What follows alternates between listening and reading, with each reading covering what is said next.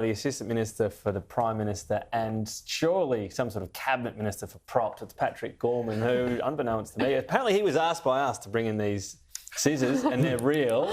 How did you get those through security? I asked myself the same question, Andrew, but obviously... I'm starting to get worried about security. Pass holders are allowed. Just about. Oh, you can just bring in I brought in a very large Glock, bread knife the other day and a loaf. Yeah. I looked... Really? I looked... Yeah. Members of the public can't. I don't know about all that this. sort of stuff. Look, I'll just say I looked high and low across Australia for the largest pair of scissors I could find. These are from Hire King in Canning Vale, a great West Australian business. And these are the largest scissors I've been able to find anywhere in Australia for the big cuts that Peter Dutton is planning to make, the pension, Medicare, But that's free all. TAFE. But where's this evidence is going to do all that? Yeah, I mean, come on. It's a load of garbage, man, really. You guys are just gilding the lily, aren't you? You've already seen confirmation from the coalition that they do plan to cut things like the Housing Australia Future Fund. And public servants, but not Medicare. Pensions. Pensions, really? Well, Pensions they've put vote out the Liberal. figure. Now, this is not a figure that I generated, Andrew. This is a figure that the coalition generated, $315 billion I actually of what think they it's said a figure that Jim Jarmus generated. was but anyway. unnecessary spending. Now, if they think that's unnecessary, that means that they're cutting fee-free TAFE, cutting the age pension, all of those things that they've said were unnecessary spending, which we now know is actually helping. I thought their figure people. was 100 billion. Where does the 315 come from? That's a figure that came from the. We had the Shadow Finance Minister talking about $315 billion of Labor's spending, and that includes things like the regular biannual, every 6 monthly But she didn't say she was going to indexation trim of the whole. pension. She didn't say she was going to cut the whole lot. All she would have been saying was that's how much extra spending you've got or something, right? Well, they could. I'm sorry to say it, cut to the chase and actually tell us what they are planning to cut. Oh, so you're trying to smoke them out. Well, I just want to know. I mean, you know, Sorry. I want to see that. I just want to know. Like, if they think that I am so wrong, then they could tell us what programs they do and don't want to continue. We know they voted against the energy bill relief that actually is helping households right now. Again, if they don't want to see that, you know, they should say so. And I think it's pretty reasonable that we're getting very close to the business end of the cycle where we start to expect. Yeah, are you worried? Are you worried? I mean, some of this stuff smacks of you guys are pretty worried at the moment. I think you know, and I'd hope my good friend Tom Connell knows that when it comes to engagement on the public debate, I take the issues really seriously, but I also think you can have a little bit of fun on the way through.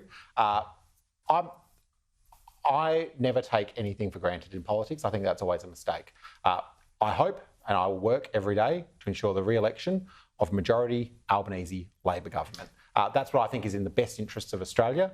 But I do respect the people of Australia. I don't seek to prejudge what they will decide on election day. I seek to earn their support. I think that's the appropriate way for anyone in politics to conduct themselves. Can I ask you about these hate speech laws? I understand Mark Dreyfus is going to introduce them tomorrow. I know you can't give us the specifics, but what's this about? If you could explain to the viewers. When it comes to further legislation to strengthen our hate crimes regime in Australia, it's about protecting people from just that hate speech. Now, I know you'd like me to give the details. Tomorrow morning in the House, the Attorney-General will introduce that legislation. I encourage people to tune in to the House of Representatives between 9 and 10 a.m. on a Wednesday and Thursday is normally when we introduce legislation. The Attorney will introduce this bill then. He's flagged that, but I don't want to steal his announcement. I also respect the Parliament that normally when we release those final details of legislation, that's when we pop it into the Parliament. A lot of talk today about social media, so restricting social media for people under 16. Would this need to be something the government does in some way? So you designate an app and then there's some sort of government age ID verification, or would big tech companies have to do it? We're obviously working through the shape of that legislation that the Prime Minister's announced. We'll introduce it this year. What's important in this social media reform is about making sure that children are protected from the worst bits of the internet, helping parents who want to make sure that their kids are out playing, helping parents who want to make sure that their children have a childhood. When it comes to how you do it, I think we all have a role to play. Government has a role to play, and we're doing that through the $6.5 million assurance trial that Minister Rowland is working on. Social media giants, these big multinational, multi-billion-dollar companies, they've got to do more too. Will they? Do you really think they will? Is the evidence anywhere that they enforce the existing age restriction, for example, that's in place in some of them? Oh, well, I've read parts of former Chief Justice Robert French's report, which does outline that some social media giants are better than others when it comes to enforcing those rules. I think we've got to lift the standard across the board. Okay. It's really important that they do their job, and we can have higher expectations of these social media multinationals. When it comes to these laws, do you think Labor's been a bit late to the party on this, and are you confident that legislation will be able to be passed prior to the next election? Well, we've said we'll introduce legislation. Where it goes from there is obviously up to the Parliament, but I think from the conversations I've been having over the last day since we announced this, there is broad support in the community to get this done. I'd like to see it get through the Parliament this term, of course. And I think, you know where I'm going to vote. I'm going to vote for the government's legislation. Where others vote, they'll reveal their position over time. Yeah, we're also seeing a push especially from the likes of Independent Senator David Pocock, for a clampdown on AI generative videos when it comes to election campaigns.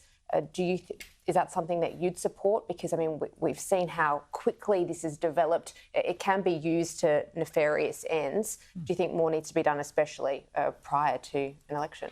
Oh, there are risks when it comes to artificial intelligence and artificial intelligence-generated content, especially in elections. And I think one of the things that's really important is that we actually talk about that, so that when viewers are seeing things, whether it be on their screens or on their phones, they're viewing it with a critical eye, that not everything you see now is necessarily legit or real.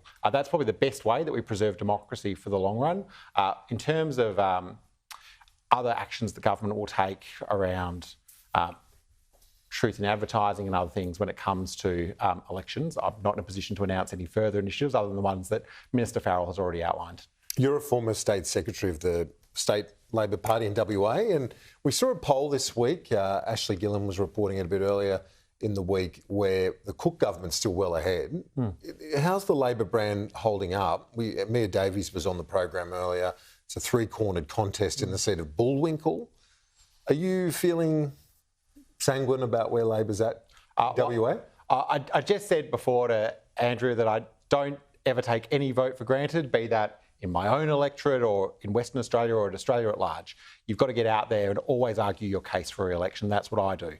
When it comes to how Labor will perform at the next election and how the Liberal Party and indeed the National Party, who are looking to re-enter the Parliament for Western Australia into the federal Parliament with me as candidacy, it's going to be interesting, and I'm always pleased there's lots of attention for the great state of Western Australia. But it hasn't fallen off a cliff, the Labor brand?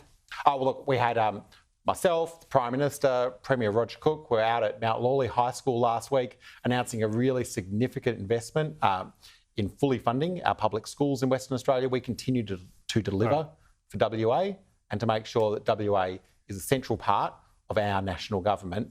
And I just want to note you mentioned Bullwinkle, but I think it's really interesting, and this hasn't had enough attention. Bullwinkle, Curtin and potentially more, the Liberal Party's got a lot of three-cornered contests in Western Australia. That's going to be an interesting challenge for them as they're trying to fight between Labor, Independents, Nationals, the whole lot. It's going to be interesting. We'll leave it there, Patrick Gorman.